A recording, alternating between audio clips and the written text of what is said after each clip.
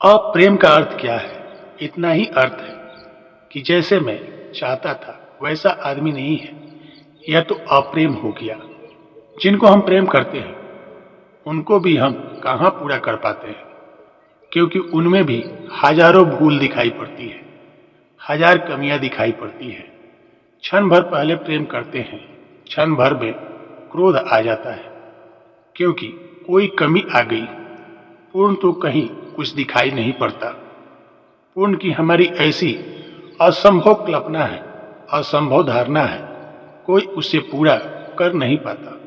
परमात्मा भी तुम्हारे सामने खड़ा हो तो तुम मेरी मानो, तुम कुछ ना कुछ भूल चूक उनमें निकाल ही लोगे। तुम जरूर निकाल लोगे कुछ ना कुछ भूल चूक। असंभव है। शायद इसी डर से वह तुम्हारे सामने खड़ा नहीं होता। तुम लाख चिल्लाते हो, लेकिन छिपा है, छिपता रहता है। तुम्हें जानता है, तुम्हारे सामने प्रकट होकर सिर्फ उपद्रव होगा। तुम हजार कमियां निकाल लोगे। तुमने कभी इस तरह सोचा कि अगर परमात्मा तुम्हारे सामने खड़ा हो तो तुम क्या क्या कमियां निकाल लोगे? बुद्ध तुम्हारे पास से गुजरे, तुमने कमियां निकाल ली। महावीर तुम्हारे बीच से गुजरे, तुमने कमियां निकाल ली। कृष्ण तुम्हारे बीच से, तुमने कमियां निकाल ली। तुमने इतनी कमियां निकाल ली कि सूली लगा दी। सुकरात से तो तुम ऐसे नाराज हुए कि जहर पिला दिया। मंसूर को तुमने काट डाला, फकीर को, संतों को तुमने कैसा व्यवहार किया? परमात्मा बहुत बार प्रकट भी हुआ और हर बार उसने पाया कि तुम कमी निकाल लेते हो। एक कहानी मैं सुनाता हूँ। ईश्वर स्वर्ग में बैठे बैठे थक गया और उसके किसी सलाहकार ने कहा कि आप कहीं थोड़े दिन के लिए छुट्टी पर क्यों नहीं चले जाते? उसने कहा, कहाँ जाऊं? छुट्टी पर कहाँ जाऊं? तो उन्होंने कहा, बहुत दिन से आप जमीन पर नहीं गए, वहीं चले जाए। तो उसने कहा, हाँ बाबा, जमीन पर तो गए थे, भूल गए इतनी जल्दी? 2000 साल पहले मैंने अपने बेटे को भेजा था, जीसस को क्या हाल किया, वही मेरे साथ भी करेंगे।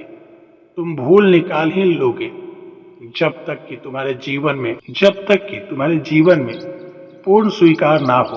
और पूर्ण स्वीकार हो तो तुम क्या कोई ऐसा जगह खोज सकते हो जहाँ परमात्मा दिखाई ना पड़े?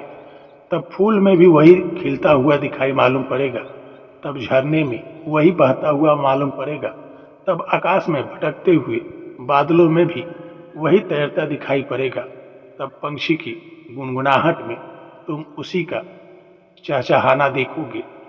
अगर तुम्हारे भीतर स्वीकार है, उस स्वीकार की क्रांति में सारा जगत रूपांतरित हो जाता है। तुम बचोगे रूपांतरण से, तुम भी रूपांतरित हो जाओगे। तो मैं तो तुमसे कहता हूँ, यह तुम्हें बहुत कठिन लगेगा, क्योंकि तुम्हारे संतों ने यह तो कहा है कि धन ना हो तो स्वीकार कर लेना। तुम्हारे संतों ने ये तो तुमसे कहा है, झोपड़ी हो, मकान ना हो, महल ना हो तो स्वीकार कर लेना। तुम्हारे संतों ने यह तो कहा है कि बेटा घर में पैदा ना हो तो स्वीकार कर लेना। लेकिन तुम्हारे संतों ने तुमसे यह नहीं कहा कि क्रोध को भी स्वीकार कर लेना, ईर्ष्या को भी स्वीकार कर लेना, घृणा को भी स्वीकार कर लेना। मैं तुमसे यह भी कहता हूँ क्योंकि मेरा स्वीकार परिपूर्ण है।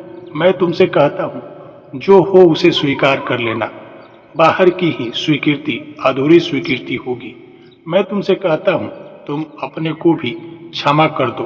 तुम्हारे संतों ने कहा है दूसरों को क्षमा करना। मैं तुमसे कहता हूँ, तुम कृपा करो, तुम अपने को भी क्षमा कर दो। और ध्यान रखना, जिसने अपनों को क्षमा नहीं किया वो किसी को क्षमा ना कर सकेगा। इस सूत्र को समझो। अगर तुम अपने पर कठोर हो तो तुम दूसरों पर भी कठोर रहोगे। अगर तुम्हारे भीतर द्वेष है और तुम जानते हो कि द्वेष बुरी है, नहीं होनी चाहिए, तो तुम दूसरे आदमी में जब द्वेष देखोगे तो तुम क्षमा कैसे करोगे? कैसे यह संभव होगा? यह तो गणित में बैठेगा ही नहीं। अगर तुम्हारे भीतर क्रोध है और तुम अपने क्रोध को क्षमा नहीं कर सकते, तो जब तुम किसी दूसरे आदमी में क्रोध की झलक देखोगे तो कैसे क्षमा करोगे? महात्मा गांधी अपने शिष्यों से कहते थे, अपने साथ कठोर रहना। दूसरे के साथ नर्म, यह असंभव है। यह बात ही गलत है जो अपने साथ कठोर है, वो जाने अनजाने में दूसरे के साथ भी कठोर होगा। सच तो यह है जो अपने साथ कठोर है और दूसरे के साथ भी ज्यादा कठोर होगा। मैं तुम्हें कुछ और बात कह रहा हूँ। मैं तुमसे कहता हूँ, क्षमा करो स्वयं को भी, क्योंकि स्वयं के भीतर ही वह परमात्मा विराजमान है। क्षमा करो, एक बार करो, 2 बार करो, 1000 बार करो, क्षमा करो। और तुम जैसे हो वैसे ही परमात्मा ने तुम्हें चाहा है, ऐसा स्वीकार करो। उसकी यही मर्जी है कि तुम में क्रोध हो। अब तुम क्या करोगे?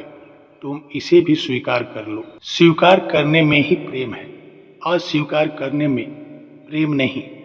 स्वीकृति तो भगवान की दी हुई वो धैर्य है मन में, जो हम देख नहीं पाते, स्वीकार नहीं कर पाते। अपने जीवन को जब तक हम स्वीकार नहीं करेंगे तब तक अप्रेम बना रहेगा।